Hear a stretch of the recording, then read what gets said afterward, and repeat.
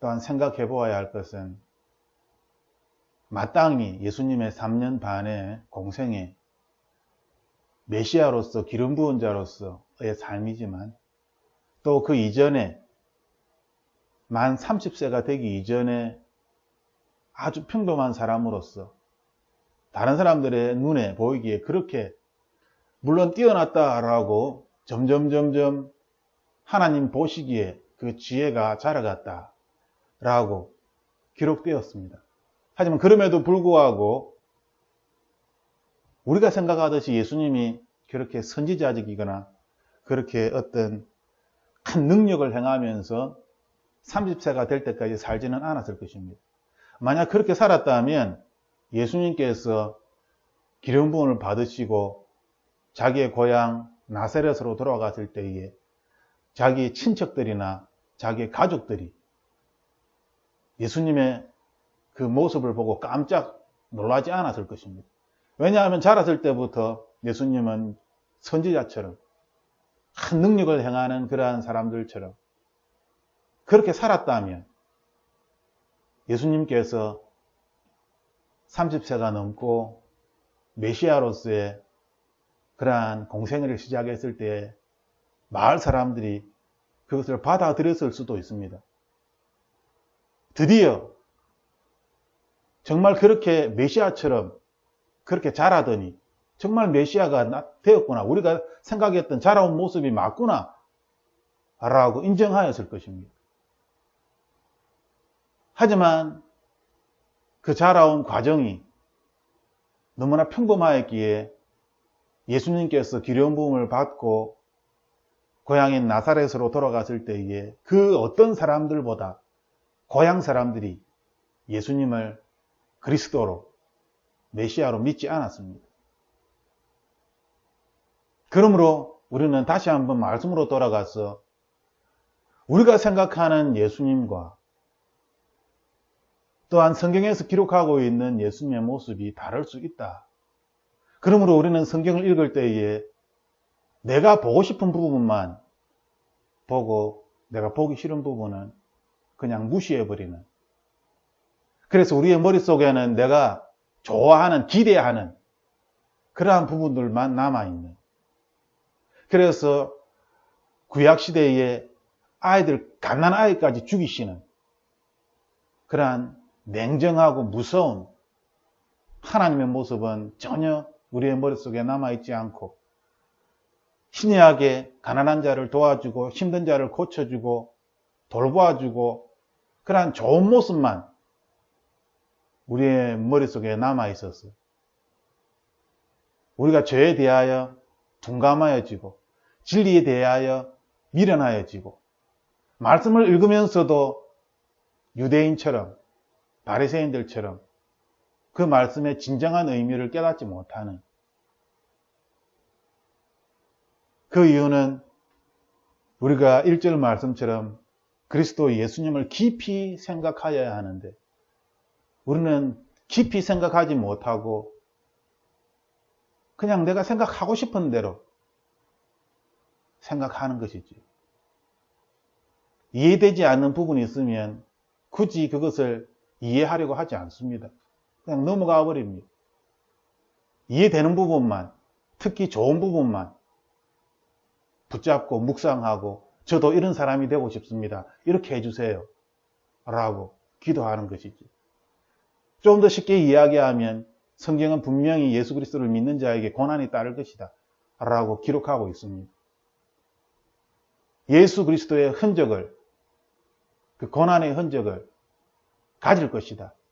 라고 말씀하고 있음에도 불구하고 그 어느 누구도 예수 그리스도의 고난에 대하여 하나님께 기도하지 않습니다. 복 달라고만 기도하지. 그러므로 삶의 어려움이 닥칠 때에 우리는 너무나 쉽게 절망에 빠지고 너무나 쉽게 하나님을 원망하는 그러한 사람이 되는 것입니다. 물론 하나님을 원망하고 또 불평하는 것이 잘못되었다라고 말할 수는 없습니다. 예레미야도 끊임없이 자신이 처한 이 현실에 대하여, 상황에 대하여 예수님께 불평합니다. 예레미야 20장에 보면은 예레미야는 1절인가 2절에 이렇게 이야기합니다. 하나님이 나를 속이셨고 저는 하나님께 속았습니다. 라고 그렇게 6번째 불평을 시작합니다. 어떻게 하나님이 저를 속이셨고 저는 하나님께 속았습니다. 라는 표현을 할 수 있을까요? 그런데 성경은 그렇게 기록해 놓았습니다. 우리가 거룩으로 가장한 채 인간의 모습에 대하여서 인정하지 못하고 하나님에 대한 예수 그리스도에 대하여서 깊이 묵상하지 못하면 우리는 우리의 상황에 대하여서 하나님께 솔직하게 이야기하지 못합니다. 하나님이 저를 속이셨고 저는 하나님께 속았습니다. 하나님이 한 말 때문에 나는 이스라엘 백성들에게 놀림감이 되었고 죽게 되었습니다. 그들이 저를 돌로 치려고 합니다. 하나님 저를 왜 태어나게 만들었습니까? 7번째 불평은 그렇게 자신의 태어남에 대하여서 하나님께 또 불평을 하지. 하나님께 솔직하게 이야기하는 것, 그것은 우리가 말씀을 읽을 때의 선지자들의 특징입니다. 솔직하게 자신의 감정을 이야기하는 것이지. 다윗 역시 마찬가지입니다. 하지만 우리는 하나님께 솔직하게 자신의 감정을 이야기하는 것을 두려워합니다. 자기 자신을 속이고 하나님을 속이는. 그것은 거룩이라는 것을 잘못 오해하고 있기 때문에 거룩한 채 하려고 하는 이 모양에 우리가 율법에 빠져 있기 때문에 그런 것입니다. 하나님께서는 끊임없이 우리에게 마음을 달라라고 이야기하십니다. 헌금의 개념도 구약에서는 양을, 소를, 비둘기를 자세하게 가난한 자, 부자에 대한 그러한 헌금의 기준을 세웠습니다. 하지만 신약에 그 기준이 바뀌지요. 마음으로 바뀝니다. 재물, 헛된 재물을 원치 않는다. 너희들이 드리는 그 재물은 역겹다. 나는 너희들의 마음을 원한다. 거룩한 산 재물로 너희 자신을 나에게 바쳐라. 라고 그렇게 하나님은 우리에게 요구하시는 것입니다. 어떻게 보면 훨씬 더 강력해진 그러한 법입니다. 훨씬 더 강력한 그러한 법임에도 불구하고 하나님께서 우리에게 그렇게 요구하시는 것은 구약시대 또한 예수님 시대에는 예수님께서 율법으로 한계를 지닌 채 갇혀 있었지만 예수님께서 부활 승천하시고 난 다음 성령 하나님을 우리에게 보내주셨고 이 성령 하나님은 시간과 장소를 구애받지 않고 자유롭게 모든 사람에게 함께 하십니다. 모든 시간에 모든 장소에 하나님은 함께 하신다라고 말씀하셨기 때문에 그 하나님이 우리와 함께 하신다면 우리가 생각할 때에 도저히 이룰 수 없는, 지킬 수 없는 그 율법이 이루어지게 되는 것입니다. 그러므로 하나님께서는 우리에게 우리 자신을 거룩한 산 제물로 바치는 것이 내가 원하는 제물이다. 내가 원하는 헌금이다. 라고 말씀하실 수 있는 것입니다. 하나님께서는 우리에게 이미 모든 것들을 말씀하셨고 기록해 주셨습니다. 우리가 예수 그리스도에 대하여 말씀을 깊이 묵상하지 않았기 때문에 그 말씀 하나하나를 깊이 묵상하였더라 하면 충분히 깨달을 수 있는 그러한 내용임에도 불구하고 우리가 내가 알고 싶은 것만, 내가 가지고 싶은 것만, 내가 기대하는 것만 거기에 맞춰서 하나님을 생각하다 보니 내 기대가 이루어지지 아니하면 큰 실망감을 느끼고 좌절감을 느끼고 하나님으로부터 버린 자처럼 하나님이 나를 방관하시는 분처럼 스스로 그렇게 느껴지는 것입니다. 하나님은 변함없이 내 곁에서, 내 안에서 나와 함께 계신데 내 혼자서 스스로 높은 기대를 세우고 스스로 율법적으로 살아가려고 하다 보니 그것을 이룰 수 없게 되고 그 기대가 깨어지게 되면 상황이 나의 생각과 다르게 그렇게 진행이 되면 나도 모르게 내가 세운 이 법 때문에, 이 마음 때문에 스스로 절망하게 되는 것이지. 그러므로 하나님께서는 우리에게 히브리서 3장에 예수 그리스도를 바울과 같은 사도로, 베드로와 같은 사도로, 또한 대제사장으로 그렇게 말씀하시면서 예수님을 신적인 존재로 나와 전혀 다른 분으로 이야기하는 것이 아니라 우리가 존경하는 사도, 우리가 존경하는 대제사장처럼 예수 그리스도를 그렇게 묘사하고 있습니다. 우리가 특별히 존경하고 특별한 사람처럼 그렇게 대제사장을, 사도를 생각하듯이, 하지만 그들은 사람입니다. 예수 그리스도께서 우리에게 보여주신 그 모습은 사람의 모습입니다. 예수 그리스도는 하나님이시지만 사람의 모습으로 이 땅에 오셔서 30년 동안 평범한 사람으로 사시다가 나머지 3년 반은 역시 사람이었지만 특별한 하나님의 기름 부음을 받은 그러한 사람으로 3년 반을 보내십니다. 그리고 우리에게 말씀하실 때에 너희들도 나 예수 그리스도와 같은 일을 하며 같은 인격으로 같은 사람의 모습으로 이 땅을 살았으면 좋겠다. 이것을 위하여 내가 너희들에게 성령 하나님을 보내줄 것이다. 그 성령 하나님을 받으라. 그 성령 하나님으로 충만하여져라. 라고 우리에게 명령하신 것이지. 그리하여야만 우리는 예수님과 같은 3년 반의 공생의 삶을 살아갈 수 있기 때문에, 그리하여야만 우리가 세상 사람들로부터 그리스도인이라는 그러한 말을 들을 수 있기 때문에, 아무리 선한 일을 하고 아무리 좋은 일을 할지라도 세상 사람들은 우리를 그리스도인이라 부르지 않습니다. 그냥 좋은 사람이라고 부르지. 하나님께서 우리에게 말씀하시는 것은 그리스도인입니다. 우리가 되고 싶은 것은 그리스도인입니다. 그러므로 우리는 다시 한번 하나님께로 우리의 생각을 바꿔야 하는 것이지.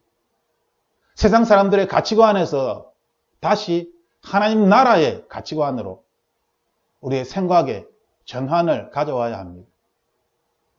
우리의 생각이 세상의 가치관에 박혀 있을 때에는 우리는 하나님이 아무리 우리에게 좋은 말을 하여 주시고 하나님의 음성을 우리에게 들려주셔도 우리는 어리석은 바리새인들처럼, 유다 사람들처럼 깨닫지 못합니다.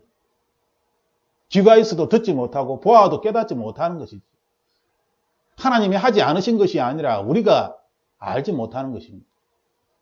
그 이유는 우리가 세상에 사로잡혀 있기 때문에, 하나님 나라에 사로잡힌 것이 아니라 세상에 사로잡혀 있기 때문에, 예수 그리스도를 사로잡힌 것이 아니라 나 자신에 사로잡혀 있기 때문에 그것을 깨닫지 못하는 것이지.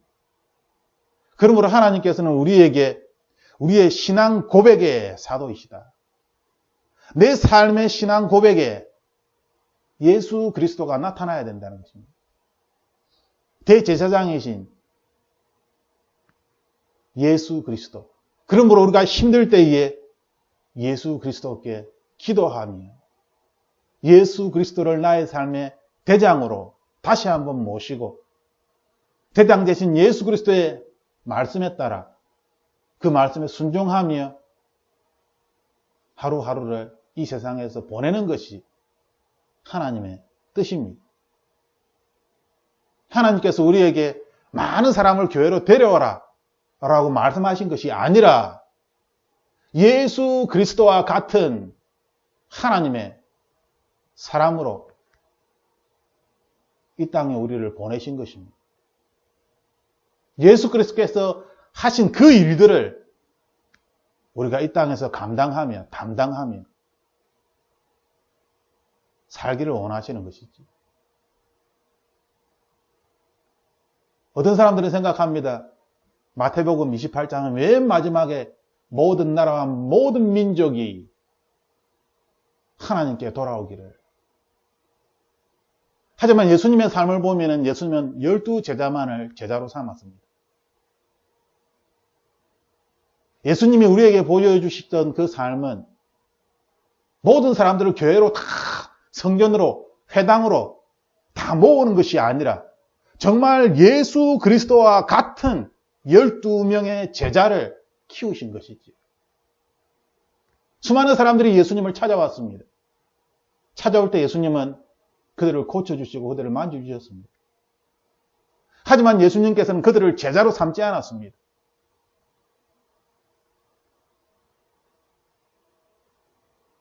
우리가 기억해야 할 것은 하나님 앞에 항상 정직한 모습으로 사람의 미련함으로 하나님께 나아가야 한다는 것입니다. 우리가 실수하는 것은 사람의 미련함으로 하나님께 나아가는 것이 아니라 내가 마치 예수 그리스도의 지혜를 가진 것처럼 마치 예수 그리스도인 양 하나님께 따지고 하나님께 불평하면서 하나님께 요구하는 사람의 신분을 망각하고 토기장이신 예수 그리스도를 원망하는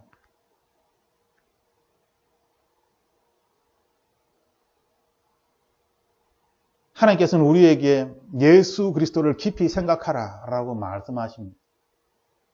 왜 깊이 생각해야 할까요? 그것은 우리가 예수 그리스도의 깊이 생각하면 할수록 우리의 삶이 이 세상으로부터 벗어나오기 때문에 세상은 우리를 끊임없이 지배하려고 하고 통제하려고 하고 우리의 관심이 세상에 묶이기를 원합니다. 사람에게 묶이기를 원합니다. 세상사에 묶이기를 원합니다. 하지만 하나님께서는 우리의 관심이 이 세상 나라가 아니라 하나님의 나라의 위의 것에 이 세상의 것으로 가득 차는 것이 아니라 성령 하나님으로 충만하게 채워지기를. 비록 이 세상을 살아가지만 그리고 다른 사람들과 똑같은 삶을 살아가는 것처럼 보이지만 사실은 전혀 다른 예수 그리스도와 같은 그러한 사람이 되기를 우리에게 원하시는 것입니다.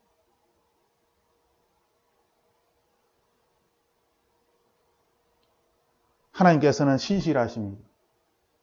하나님은 모세를 세우셨고 많은 이스라엘 백성들은 모세를 통하여서 하나님의 영광을, 하나님의 살아계심을, 그 능력을 경험하게 됩니다. 하지만 하나님께서는 말씀하시길 모세가 위대하냐? 하나님이 위대하냐? 무엇을 바라보고 무엇을 기도해야 되며 무엇을 원해야 되는가? 모세라는 사람을 향하여서 모세 같은 사람이 되길 원합니다라고 기도하는 것이 옳은 것인가? 아니면 예수 그리스도와 같은 그러한 삶을 살기를 원합니다 라고 기도하는 것이 옳은 것인가? 이것은 굉장히 중요한 개념의 차이가 있습니다. 그것을 예수님께서는 그 다음 구절에 간단하게 이야기를 하십니다. 아주 멋진 집이 있다 하면 그 멋진 집을 보면서 참 멋지다 라고 그 집에 영광을 돌리고 그 집을 칭찬하고 좋아하고 그 집에 사로잡힐 것인가? 아니면 그 멋진 집을 지은 그 사람이 존귀함을 받고 영광을 받는가? 어떻게 돼야 하는가? 당연히 그 멋진 집을 지은 그 사람이 더 존귀함을 받고 영광을 받아야 하는데 사람들은 그 멋진 집을 지은 사람이 아니라 그 멋진 집에 사로잡혀서 와 어떻게 이렇게 지을 수 있지? 와 참 멋지다. 야 이 부분 이렇고 저 부분 저렇고 그 집에 대해서만 이야기하는 것입니다. 그 집을 만든 사람은 누군지 관심도 없습니다. 자기의 눈에 보이는 그 멋진 집에 사로잡혀서 야 나도 이런 멋진 집에 살고 싶다. 이 부분 이렇고 저 부분 저렇고 밖에 광경은 저렇고 하늘이 뻥 뚫려 있어가지고 잠잘 때 별을 보고 잘 수 있고 하늘에서 눈이 내리는 것을 내가 볼 수가 있고 이것을 가리개가 있어 조정할 수 있는 태양열로 전기를 다 에너지를 모으고 멋진 집에 사로잡혀서 그 기능에 그 외향에 그것만 가지고 이야기하는 것입니다. 그것만 이야기해도 할 이야기가 너무너무 많기 때문에 본체를 찾지 않는 것이지.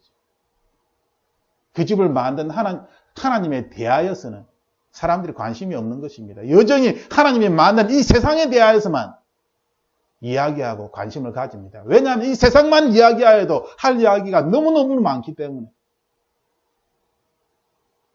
그리고 그것이 마치 전부인 것처럼 그렇게 만들어버리지. 이것이 사람의 미련함입니다. 우리들은 말씀을 읽지만 여전히 집을 지은 그 분이 아니라 우리의 마음에 집을 지은 하나님이 아니라 우리의 마음을 가지고 심리학적으로 정서적으로 접근하였어. 그것만 이야기하여도 참 할 말이 많으니까요. 하나님께서는 우리에게 우리가 이 세상에 헛된 것들을 쫓아가다가는 망할 것이다. 세상에 위대한 사람들을 보며 쫓아가다가는 그 사람 때문에 망할 것이다. 많은 사람들이 능력에 있는 목사를 쫓아가다가 어느 날 그 목사가 큰 죄를 저지른 사실을 깨닫게 되고 만약 그 큰 죄를 저지른 그 사실이 자기 주변에서 자기 가까운 사람과 관련되어져 있다면 그 사람의 믿음은 어떻게 되겠습니까? 한순간에 무너져 내리는 것입니다. 아니 저렇게 능력이 있는 저 목사님이 어떻게 저렇게 악한 죄를 저지를 수 있는가? 성경에는 그 사람이 참 많이 나와 있습니다. 대표적인 사람이 다윗이지. 어떻게 다윗 같은 사람이 그러한 죄를 저지를 수 있는가? 그 곁에 있는 사람들은 참 궁금해했을 것입니다. 그렇지 않겠습니까? 다윗의 신하들, 다윗을 하나님처럼 떠받들려고 하였던 그 주변의 사람들은 다윗이 저질렀던 그 죄를 그들이 알았다면 얼마나 큰 충격을 받았겠습니까?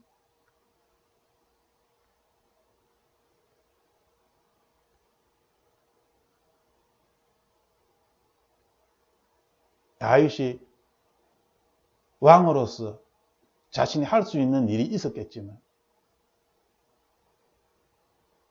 그렇지만 그 옆에서 그 다윗의 마음을 누군가가 그렇게 나단 선지자처럼 그렇게 정확히 그 부하들이 알았다면 그 부하들은 더 이상 다윗을 따르지 않으려고 하였을 것입니다. 왜냐하면 자기가 알았던 다윗이 아니기 때문에 성폭행을 하고 사람을 죽이는 내가 알았던 다윗은 하나님을 두려워하는 한 사람 한 사람의 생명을 정말 고귀하게 여기는 그런 사람이었는데 바로 옆에서 다윗이 저질렀던 그 순간의 마음을 누군가가 곁에서 보았더라면 그것을 본 신하의 마음은 큰 절망으로 좌절감으로 흔들릴 것입니다.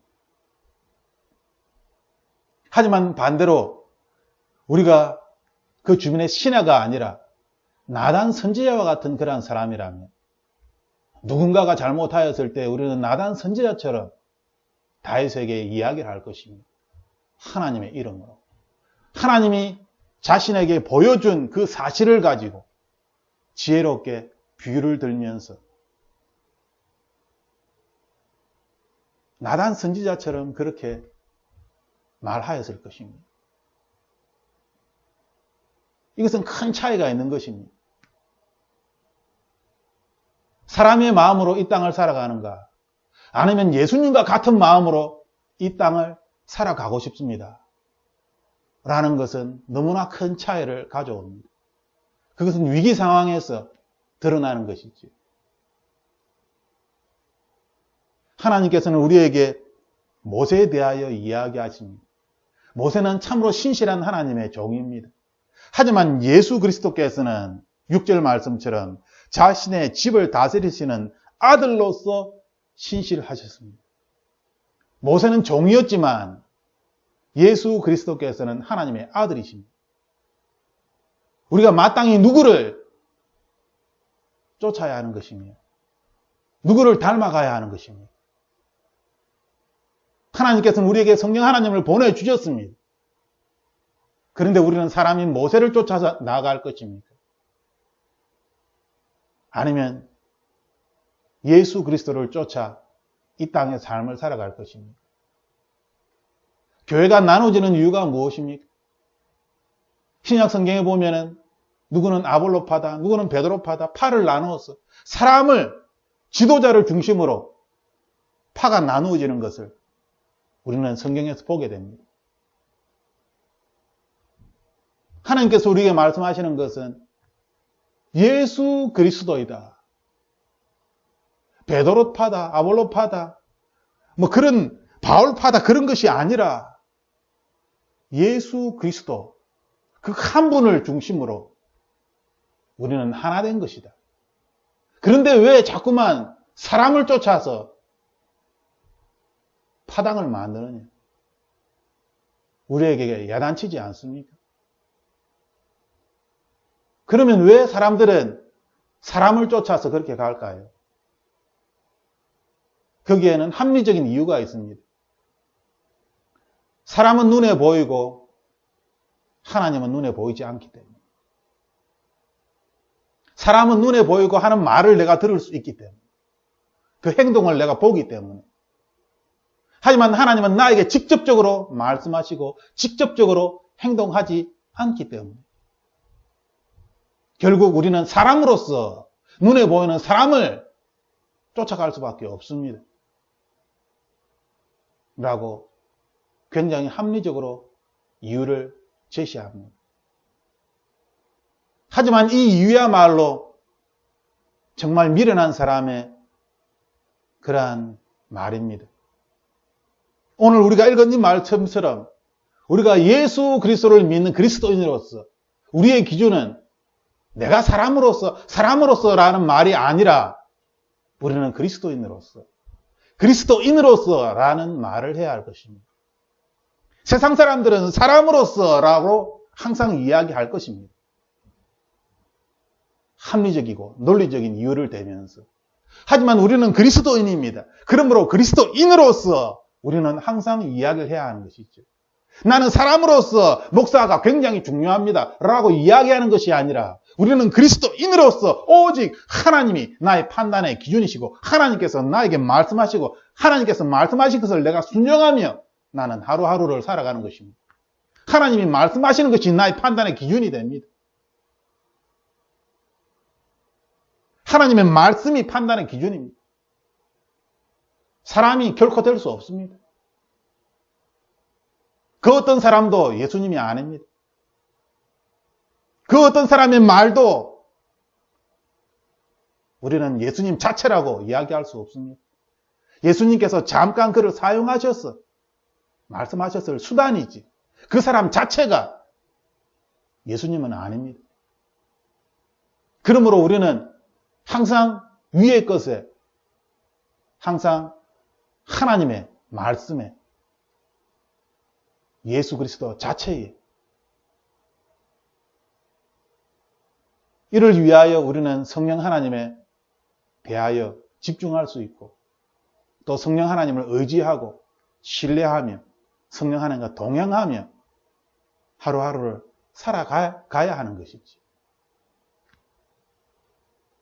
하나님께서는 우리에게 6절 말씀에 우리가 소망의 확신과 기쁨을 끝까지 굳게 붙들면 우리가 그분의 집이니라 라고 말씀하고 있습니다.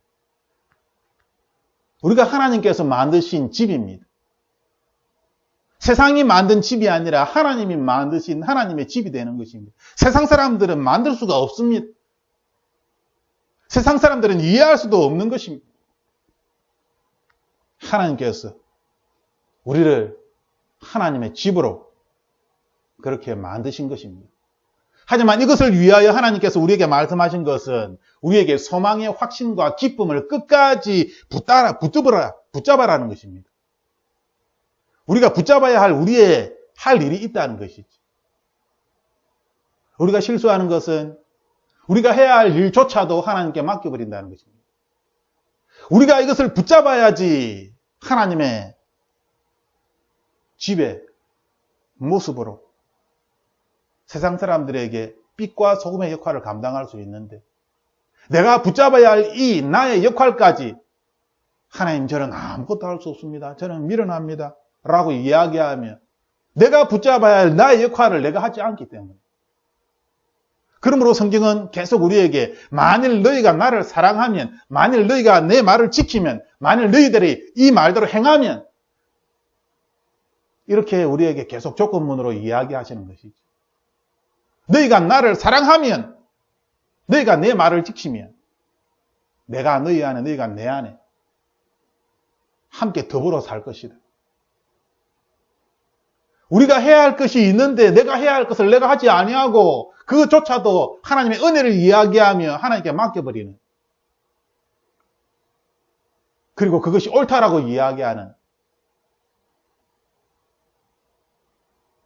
그것은 영적으로 수준이 높은 것이 아닙니다. 그것은 잘못된 것입니다. 사람으로서 해야 할 일이 있는 것이죠. 사람으로서 해야 할 일은 무엇입니까? 그것은 이 말씀에는, 지금 6절 말씀에는 소망의 확신과 기쁨을 끝까지 굳게 붙잡는 것입니다. 소망의 확신. 소망의 확신이라는 것이 단순히 구원의 확신일까요? 이 소망이라는 것은 여러 가지를 다 포함한 것이겠지요. 구원의 확신이 아니라 모든 여러 가지의 것들의 소망에 대하여서 하나님께서 나와 함께 하심으로 말미암아 나의 이 꿈꾸는 이 소망들이 하나님으로 말미암아 이루어질 것이다라는 확신이죠. 나는 할 수 없지만, 지금 이 상황에서는 도저히 불가능하지만 하나님은 전능하신 분이시기 때문에, 하나님이 나의 아버지시기 때문에, 나를 돌보시고 나의 삶을 이끌어 나가시는 나의 삶의 대장이시기 때문에, 내가 끝까지 이 소망을 붙잡고 있으면 하나님께서 나에게 이 소망을 이루어 주실 것이다. 나의 소망이 이루어질 것이다. 구원이라는 단어가 아니라 소망이라는 단어인데, 우리가 바라는 것들이 이루어질 것이라는 확신입니다. 우리가 어려움에 처하면, 그리고 내가 기대한 대로 그렇게 상황이 전개되지 아니하면 우리는 점점 하나님으로부터 멀리 떠나가게 됩니다. 왜냐하면 내가 기도하는 대로 점점 이루어지지 않기 때문에, 내가 기대했던 대로 이루어져야 되는데 내가 기대했던 대로 이루어지지 않기 때문에 나의 기도는 도대체 뭐가 되는 것입니까? 나의 믿음은 도대체 뭐가 되는 것입니까? 점점 상황이 악화되는데.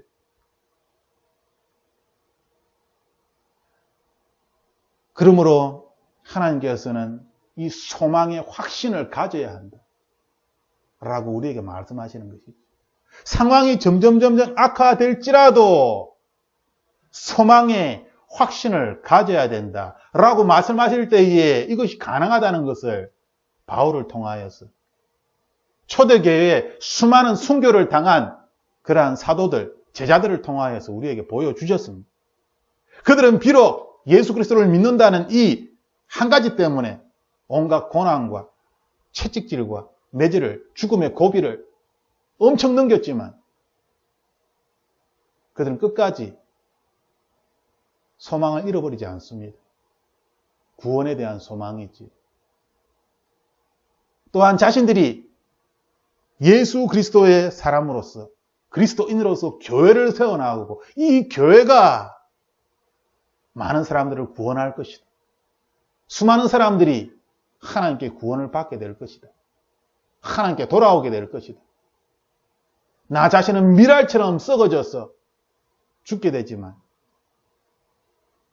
내가 이렇게 고난과 환난 속에 죽임을 당할지라도 나를 통하여 열매가 맺혀질 것이다. 구원의 열매가 맺힐 것이다. 내가 당하는 이 고난은 결단코 헛된 것이 아니다. 내가 지나가고 있는 이 힘든 시간들이 결단코 헛된 것이 아니다. 오히려 하나님 앞에서 가치 있는 것이고 반드시 필요한, 이것이 없이 어떻게 순교를 할 수 있겠습니까? 이것을 이겨나가지 못하면 결국 세상으로 돌아가게 되는 것입니다. 예수 그리스도를 하나님의 아들로서 우리가 믿는다면 그분이 신실하셨던 것처럼 우리들도 신실하게 하나님을 믿기를 원하십니다. 그러므로 성령님께서 이르시기를 오늘 너희가 그분의 음성을 듣거든 경노하게 하던 때와 광야에서 시험하던 날에 한 것 같이 너희 마음을 강팍하게 하지 말라.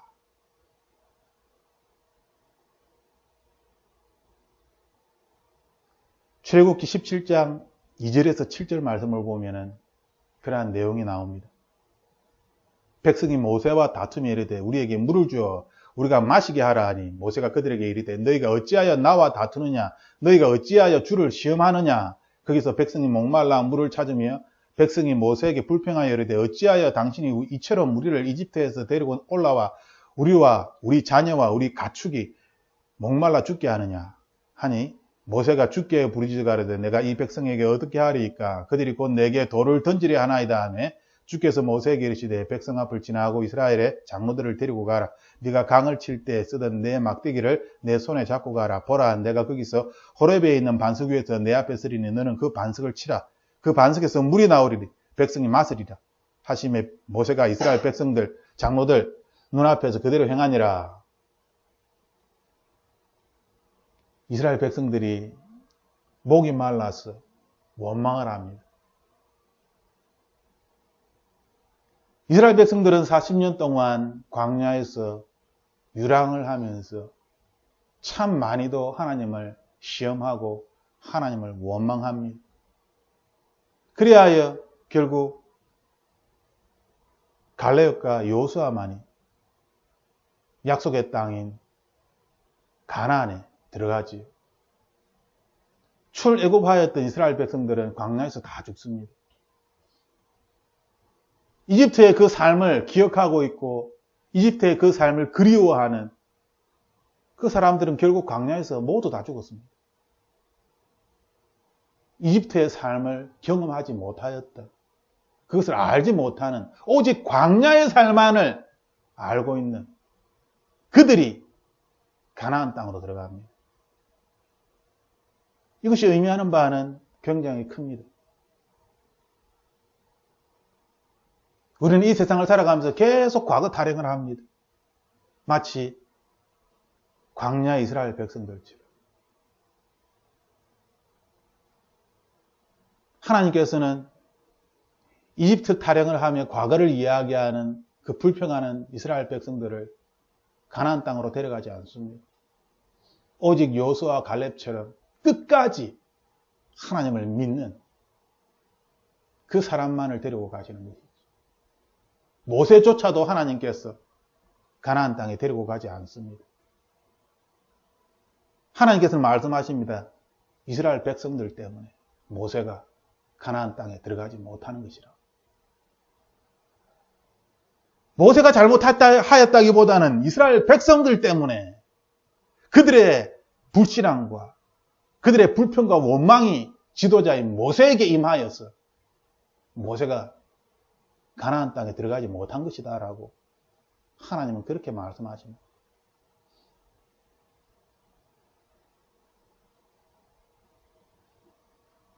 하나님께서는 그때에 너희 조상들이 나를 시험하여 입증하고 40년 동안 내가 행한 일들을 보았다.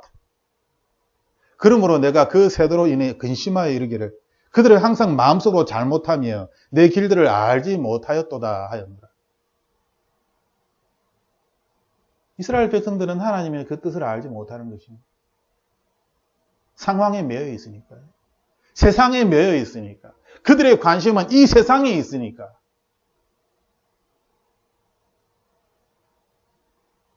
그런데 하나님께서 이러한 유대 광야에서 헤매는 이스라엘 백성들을 보면서 근심하였다라고 기록하고 있습니다.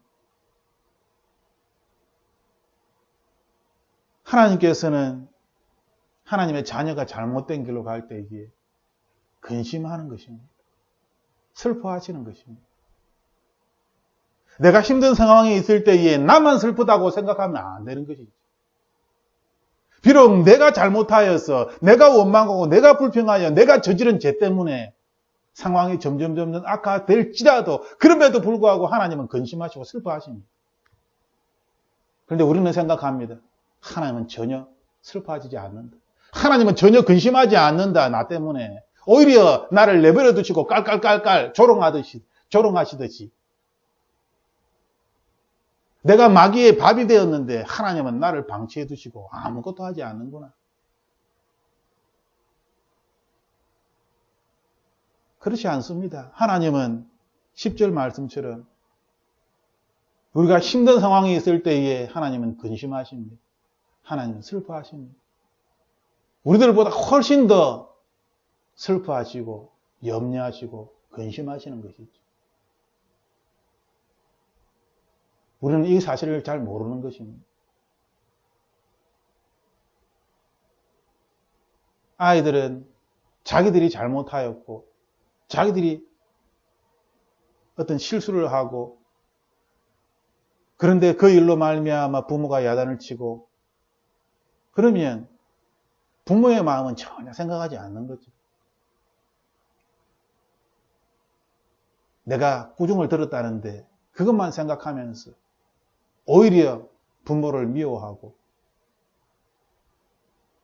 옆에서 거드는 그러한 형제들을 미워하고 자기들은 뭐가 그래 잘났는데 내가 뭘 그렇게 잘못했는데 나에게 이런 말을 하느냐. 자기가 잘못했음에도 불구하고 싫은 소리는 듣기 싫어하는 그리고 싫은 말을 하는 그들을 오히려 미워하는 내가 잘못했다는 걸 인정하면서도 그 마음은 그것을 받아들이지 못하는 그것이 사람의 악한 마음입니다. 그럴 때 우리가 기억해야 할 것은 부모의 마음이 그러한 것을 알고 있는 그러한 누나들, 오빠들, 그런 형제들의 마음이 아프다는 것이죠. 저희들도 이번 주간 자녀들이 막내, 셋째, 둘째가 싸웠습니다. 제가 야단을 쳤고 아이들이 울고 그런데 막 야단을 치고 언성이 높아지자 첫째가 2층에서 1층으로 내려왔습니다. 그리고 되어지는 그러한 이야기를 쭉 듣더니 우는 거죠. 왜? 그 상황들이 마음 아픈 것이지. 그 상황들을 자기가 겪어보고 다 알고 있으니까. 모르는 것이 아니라 다 알고 있기 때문에 마음이 아프고 우는 것입니다. 하나님은 다 알고 계시기 때문에 마음이 아프고 슬픈 것이죠. 그런데 우리는 생각합니다. 하나님은 전혀 모르시는 것 같아. 나를 방치하시고 나를 내버려 두시니까. 이 고난은 오직 나만의 고난인 것 같고 하나님은 슬퍼하지 않는 것 같아. 이스라엘 백성들이 그렇게 생각하였습니다. 그때 하나님께서는 결국 진노하였어요. 하나님의 마음을 전혀 모르는 그들을, 아니 오해하는 그들을 하나님께서 내버려 두시는 것이 아니라 하나님은 결국 그들을 하나님의 안식에 들어오지 못하도록 벌하시는 것입니다. 사람들은 이야기합니다. 하나님은 좋으신 분이시니까 끝까지 참아서 끝까지 구원시킬 거야. 하지만 우리가 성경을 읽어보면 하나님은 그렇지 않습니다. 하나님은 정말 오래 참으시지만 결국 하나님께서는 심판하십니다. 홍수 심판이 있었고 여러 가지 심판들이 성경에 기록되어져 있습니다. 이제 마지막 심판이 또 있습니다.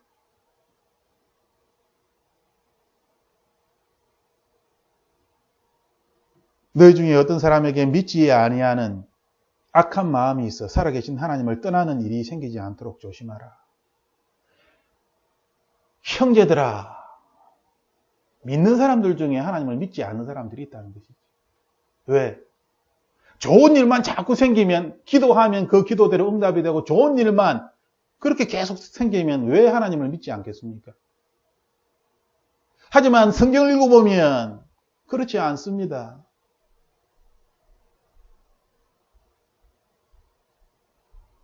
수많은 하나님의 사람들이 어려운 고난과 그 핍박 속에서도 하나님을 붙잡고 고난을 고난으로 여기지 아니하고 그 상황에 매여서 그 상황에 빠져서 하나님을 원망하는 것이 아니라 하나님을 바라보며 그 상황을 이겨내는, 그래서 또 다른 좋은 상황으로 하나님께서 바꿔주시는, 사람이 할 수 없는 일들을 하나님께서 바꾸시는 것들을 우리는 보게 됩니다. 바알과 실라가 감옥에 갇혔을 때도 찬양을 합니다. 감옥 문이 열렸을 때 이게 그들은 어떻게 하였습니까? 우리는 현상에 빠져서 내가 기도한 대로 이 고난에서 탈출하는 것이, 벗어나는 것이 우리의 목적이지만 그리스도인의 삶은 그렇지 않습니다. 그리스도인의 삶은 고난에서 고난으로 갈지라도 그 고난을 두려워하지 않는, 오직 하나님의 말씀을 듣기를 원하며 그 말씀에 순종하기를, 그것이 성경 말씀에 기록되어져 있습니다. 깊이 예수 그리스도를 생각하면 할수록, 깊이 하나님의 말씀을 묵상하면 묵상할수록 우리들은 하나님을 떠나지 않게 되고 하나님을 진실로 신뢰할 수 있게 되는 것입니다. 상황이 아니라, 고난이 아니라 예수 그리스도, 이 세상 나라가 아니라 하나님 나라에 우리의 마음이 있을 때에 우리의 마음의 반응은 달라지는 것입니다. 그러므로 하나님께서는 우리에게 우리 가운데 믿지 아니하는 사람들이 있다. 너희들은 그러한 사람이 되어서는 안 된다. 그것을 우리에게 이야기하는 것입니다. 그러므로 하나님께서는 우리에게 오늘 서로 권면하여 이 죄의 속임수에 빠지지 말라. 이것은 죄가 우리를 속이는 것이다. 라고 서로 권면하라. 라고 말씀하시는 것입니다. 참으로 안타까운 것은 이 시대는 사람이 사람을 권면하기에는 참으로 힘든 시기입니다. 은사주의 교회에서도 사람이 사람을 권면하는 것이 점점 힘들어져 가는, 그래서 결국 율법으로 돌아갈 수밖에 없는 그러한 시대를 저희들이 살아가고 있는 것입니다. 이러한 어려운 시대를 살아갈 때 우리가 해야 할 것은 무엇입니까? 예수 그리스도의 마음, 서로 날마다 권면하여 오늘이에요.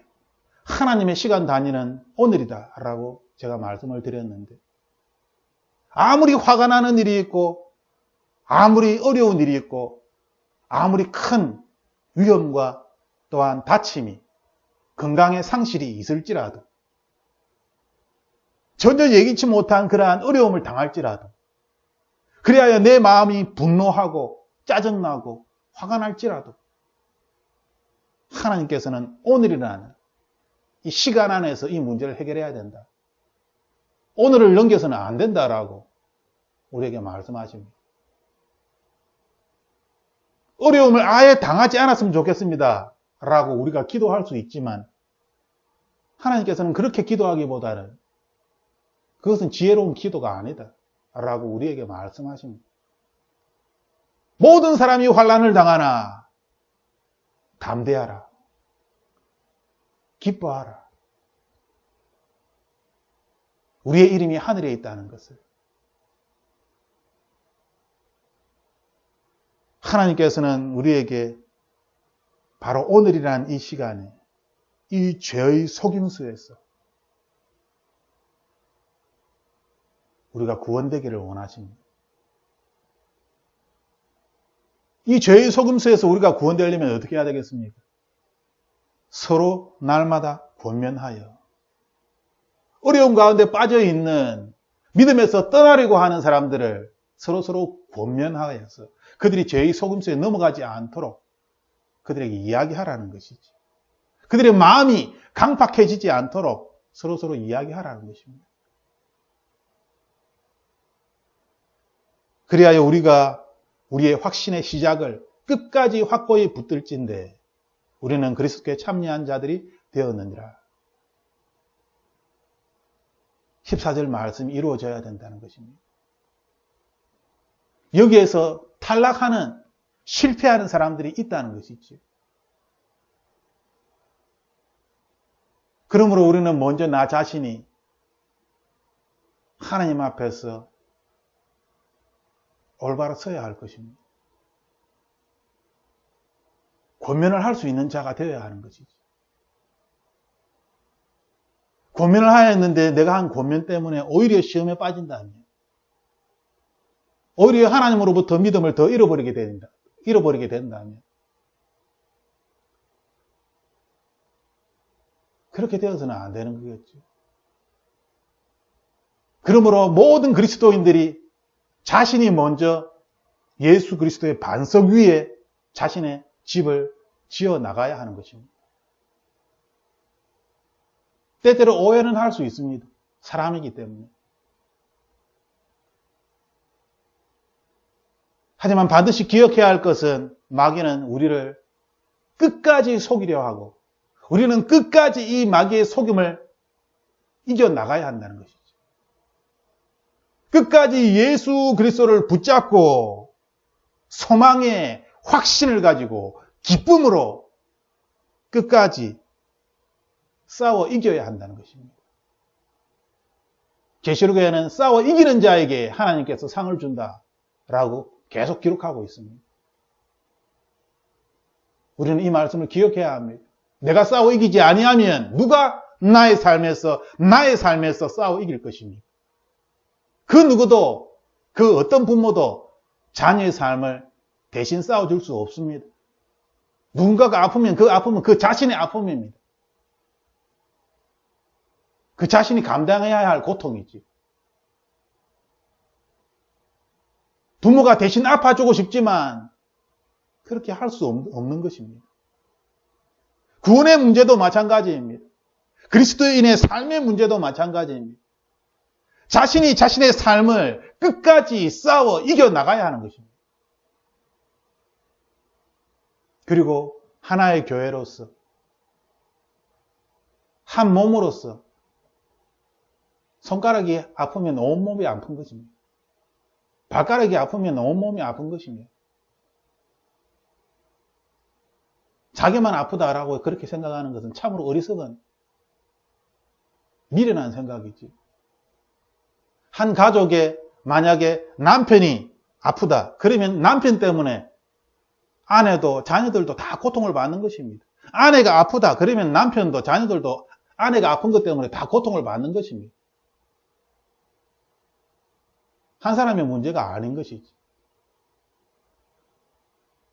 하물며 그리스도인으로서 우리가 짊어지고 가는 이 삶에 있어서 여러 가지 얘기치 못하는 고난들이 우리 앞에 놓여져 있을 때에 이것을 나 자신의 혼자만의 문제다라고 생각하는 것은 참으로 비성경적이며 마귀의 속임수에 넘어간 것입니다. 우리는 끝까지 확실하게 우리가 처음 가졌던 이 믿음을 지켜나가야 하는 것입니다. 왜냐하면 우리는 그리스도인이기 때문에.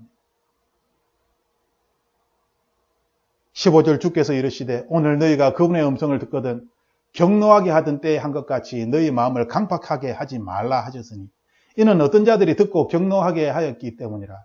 그러나 모세로 말미암아 이집트에서 나온 모든 자가 그리하지는 아니하였느니라. 그러면 40년 동안 그분께서 누구로 인해 근심하셨느냐? 죄를 지어 사체가 광야에 쓰러진 자들이 아니냐? 40년 동안 하나님은 근심하셨다. 누구를 위하여? 잘하는 사람들을 위하여 근심하신 것이 아니라 광야에서 죽을 수밖에 없는 그 불쌍한 영혼들을 위하여 근심하실 수밖에 없었다는 것입니다.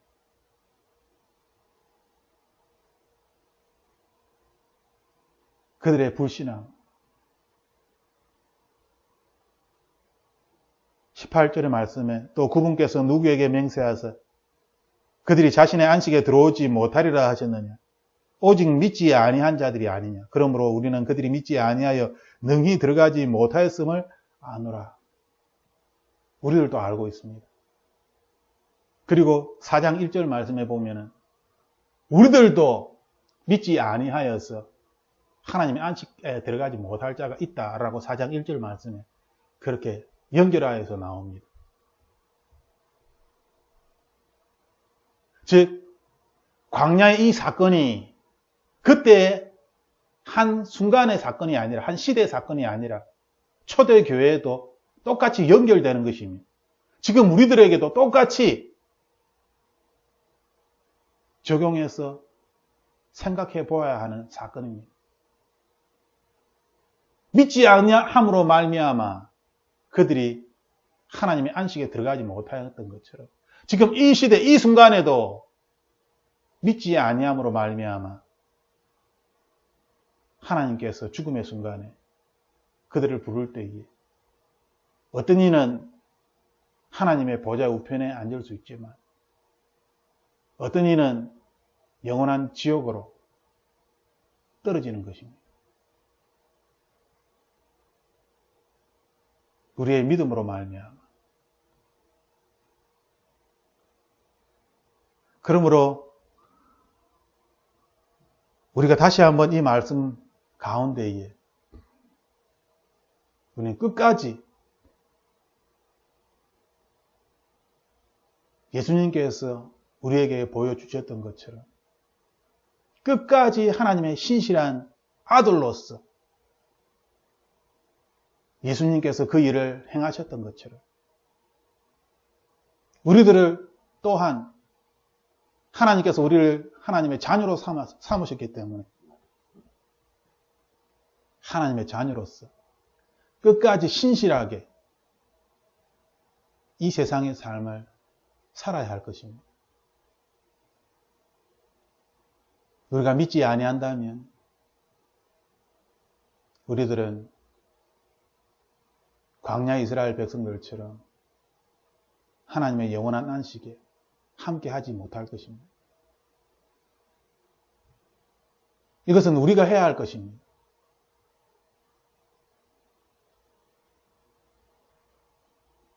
이 시간 우리가 히브리서 3장 말씀을 읽으면서 예수 그리스도에 대하여서 깊이 생각하는 나 자신에 대하여 깊이 생각할 필요가 없습니다. 나 자신은 미련하고 어리석고 끊임없이 실수를 할 수밖에 없고 나 자신에 대해서는 끊임없는 문제거들이 나올 수밖에 없습니다. 나 자신에 대해서 끊임없이 문제를 제기하며 이렇고 저렇고 이야기할 것이 아니라 거기에 헛된 시간을 소비할 것이 아니라 예수 그리스도를 깊이 생각하며 예수 그리스도 안에 있는 나 자신을 예수 그리스도의 보호심과 돌보심 안에 있는 나 자신을 믿으면 되는 것입니다. 나 자신에 대하여 생각하면 할수록 더 실망하고 좌절하고 넘어집니다.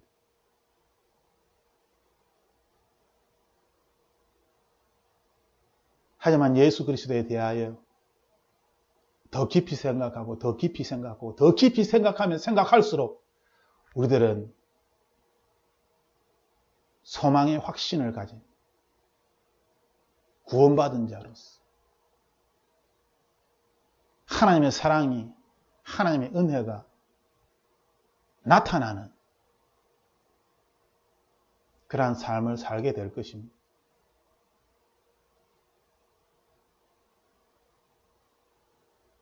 지난 주간 저는 굉장히 힘든 시간을 보냈습니다. 굉장히 힘든 시간을 보내면서 다시 한번 깨달은 것을 모든 것들이 하나님으로부터 왔으니 또한 모든 것들이 하나님께로 돌아간다는 것입니다. 그런데 이러한 결론을 내린 가운데에 이런 생각이 들었습니다. 나는 지금 죽어서 하나님께 갔으면 좋겠습니다. 더 이상 죄를 짓지 아니하고 더 이상 어리석음을 범치 않고 그냥 하나님 지금 저를 데려가시면 안 되겠습니까? 차라리 지금 하나님 우편에 하나님과 함께 있는 것이 저에게 더 복입니다. 지금 저를 데려갔으면 좋겠습니다. 힘들었습니다. 그런데 그러한 생각을 할 때에 저의 가족이 떠올랐습니다. 내가 만약에 하나님께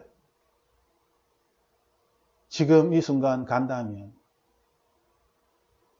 나의 자녀들은, 나의 아내는, 나의 부모들은, 형제들은 저는 그들에게 큰 죄를 짓고 떠나는 것이 될 수 있다라는 생각을 했습니다. 나 자신은 믿음을 가지고 하나님께 가고 싶지만 이러한 내 마음과는 다르게 내 주변에 있는 사람들은 잘못될 수 있겠구나. 오히려 하나님을 떠날 수도 있겠구나. 나 때문에. 지금 이 모습, 이 모양으로 내가 하나님께 간다면 큰 오해를 할 수 있겠구나.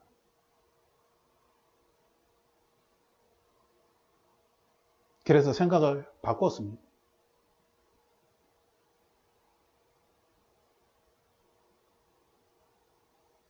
모든 것들은 하나님께로부터 오고 하나님께로 돌아갑니다. 그렇다면 건강, 당연히 하나님께서 지켜주십니다. 내가 해야 할 부분이 있지요. 그런데 내가 해야 할 그 부분을 착각하여서 정말 나 자신이 주체가 되어서 그 문제를 자기가 하려고 하는 것이 그것이 잘못된 것입니다. 내가 해야 할 부분의 이 주체는 나 자신이 아니라 하나님이십니다. 하나님이 주체이시지만 내가 해야 할 일이기 때문에 내가 하는 것이지. 그 주체를 자기 자신으로 착각하면 안 됩니다. 건강을 지키기 위해서 내가 해야 할 아침에 열심히 일어나서 하루에 30분씩 운동을 하고 아니면 1시간씩 운동을 하고 그런 규칙적으로 그런 것을 지키기 위해서 열심히 주체가 있습니다. 내가 아무리 1시간씩 운동을 할지라도 하나님께서 부르시면 어느 한순간 심장마비로 나는 죽을 수 있는 것입니다.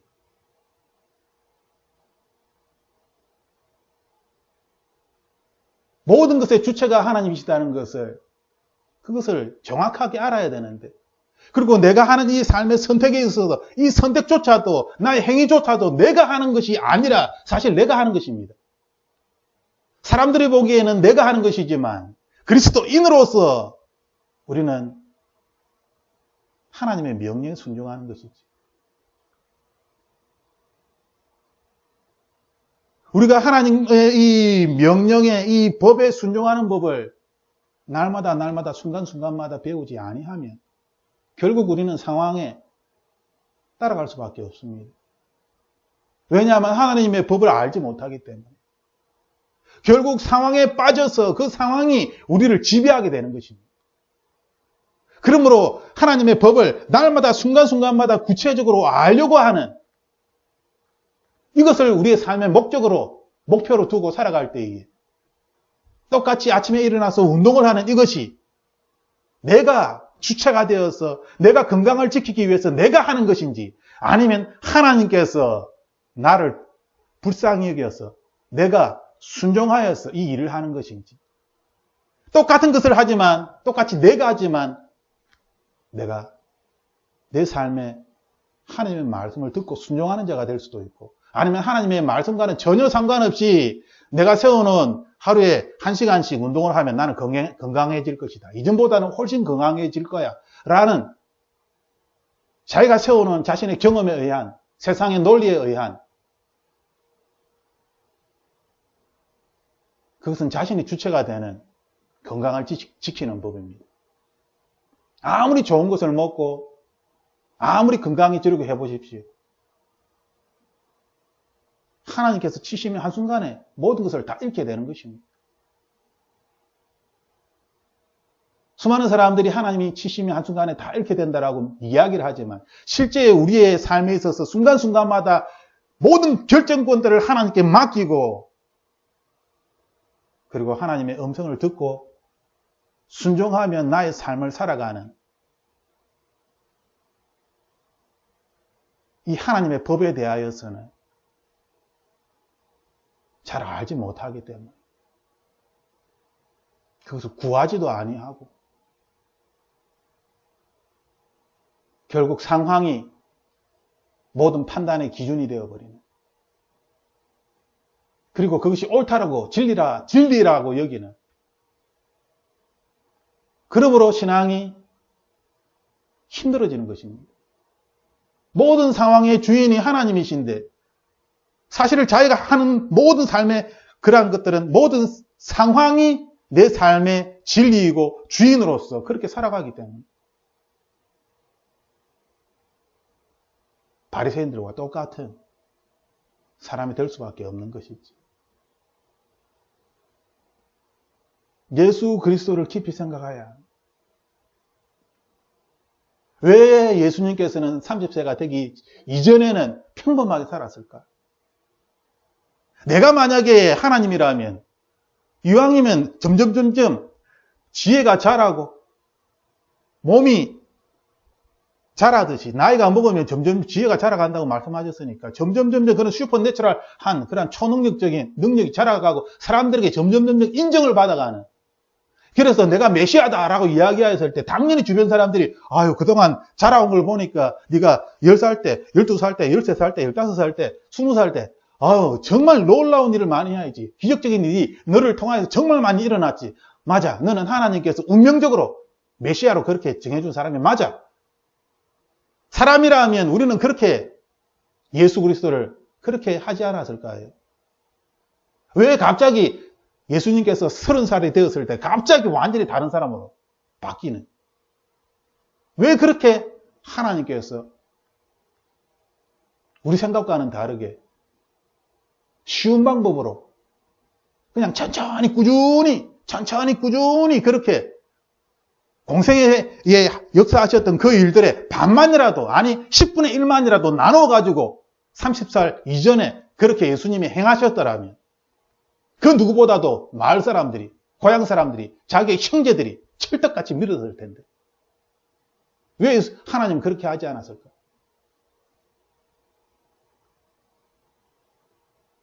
예수 그리스도를 깊이 생각해야 합니다. 하나님은 우리에게 항상 이야기하십니다. 진리를. 그런데 우리가 나의 욕심에 가려서 나의 소망을 따라서, 나의 기대를 따라서 내 멋대로 하나님을 판단하고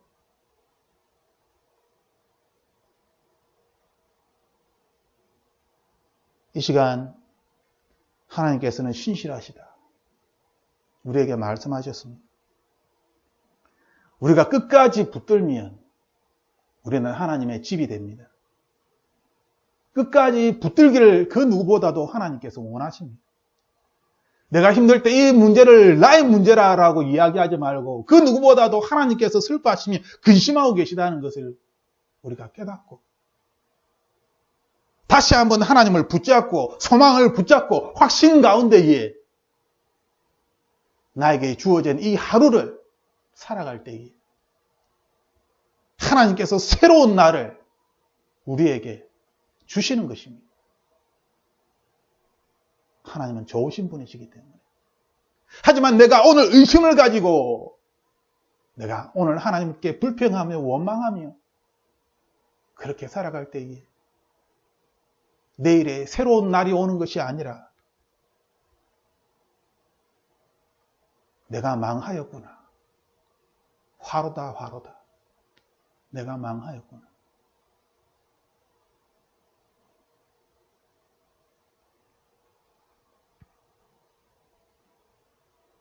이 시간 우리가 함께 하나님께 기도할 때에 이스라엘 백성들이 광야에서 시험하던 날에 그들의 마음이 강팍하여지고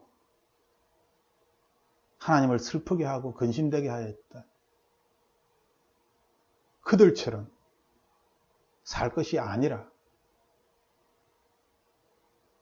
우리는 이미 말씀을 통하여 이것을 알고 있기 때문에 우리가 성령 하나님의 음성을 듣거든 우리는 믿어야 합니다. 성령 하나님의 음성을 듣거든 믿지 아니하는 자가 아니라 믿는 자가 되어야 할 것입니다. 그 믿음을 끝까지 지키는 자가 되어야 할 것입니다. 하나님께서 우리에게 행하셨던 그 놀라운 일들을 기억하고 광야의 이스라엘 백성들처럼 잃어버리는 것이 아니라 잊어버리는 것이 아니라 날마다 순간순간마다 하나님께서 나에게 행하셨던 일들을 기억하고 믿음으로 하나님을 붙잡고 나아갈 때 하나님께서 반드시 나를 지켜주실 것입니다. 모든 것들을 다 잃어버린 것 같지만 사실은 모든 것들을 다 회복하였고 오히려 더 많은 풍성한 것들을 우리에게 예비하신 그 하나님을 우리는 보게 될 것입니다. 그러므로 한순간순간에 자신의 마음을 빼앗기지 마십시오. 하나님 나라에 자신의 마음을 두고 이 세상의 아래 것에 땅의 것이 아니라 위의 것에 우리의 마음을 두고 사람에게 마음을 두는 것이 아니라 예수 그리스도 그분께 우리의 마음을 둘 때에 우리는 사람들을 긍휼히 여길 수 있고 세상을 불쌍히 여길 수 있게 되는 것입니다. 이 시간 예수 그리스도를 다시 한번 깊이 묵상하며 이번 한 주간 예수 그리스도를 깊이 생각하는 그리하여 예수님의 탄생이 가까운 크리스마스가 가까운 이 12월에 주님이 왜 오셨는지 주님이 오신 이유가 무엇이며 나와 무슨 상관이 있는지 예수 그리스도를 깊이 생각하는 나머지 12월이 되기를 주님의 이름으로 축복합니다. 이 시간 함께 기도하겠습니다. 하나님, 우리의 연약함을 주님이 아시오니 주님께서 붙잡아 주시고 끝까지 확신에 거하는 자 되게 하여 주옵소서. 하나님, 마귀가 우는 사자처럼 우리를 넘어뜨리려고 합니다. 우리를 유혹합니다. 우리를 속입니다. 그러므로 오늘 내가 깨어있기를 원합니다. 주님의 음성을 들을 때에 헷갈리며 혼동하는 것이 아니라 구별할 수 있도록 주님 도와주시고 믿음으로 붙잡고 순종하며 나아가는 자 되게 하여 주옵소서. 나의 반석은 이 세상이 아니라 상황이 아니라 사람이 아니라 예수 그리스도이심을 다시 한번 고백합니다. 예수 그리스도의 반석 위에 나의 집을 세워나갈 수 있도록 주님 도와주옵소서. 주님, 이 시간 주님께 간절히 기도하는 것은 가정을 지켜주시옵소서. 자녀를 지켜주시옵소서. 부모를 지켜주시옵소서. 나 자신의 연약함으로 말미암아 가장 가까이에 있는 사람들이 믿음을 잃어버리지 않도록 주님 도와주옵소서. 오히려 나 자신의 삶으로 말미암아 가장 가까이 있는 사람들이 믿음을 회복하고 더 단단해지고 더 주님을 꼭 붙잡고 주님과 동행하며 승리의 삶을 살아갈 수 있도록 주님, 우리 한 사람 한 사람이 정말 이 세상에서 빛과 소금이 될 수 있도록 그 이전에 한 가정의 빛과 소금이 될 수 있도록 주님 도와주옵소서.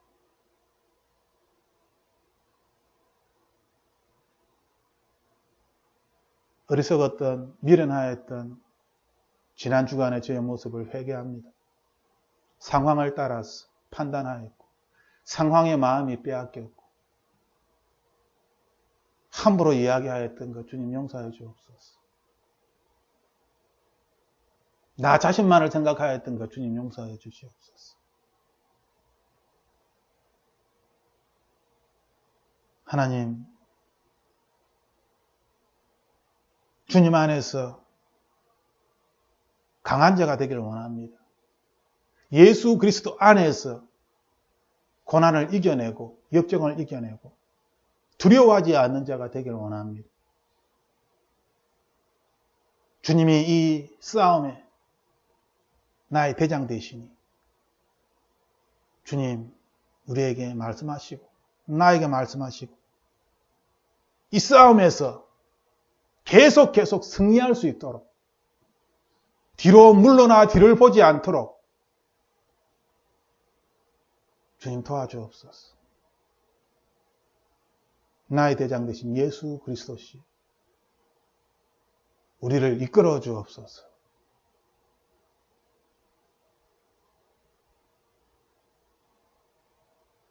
주님 안에 있음을 감사드리며 모든 나라와 민족이 주님께 돌아오기를 주님 그래야 하나님의 나라가 가득 찰 수 있기를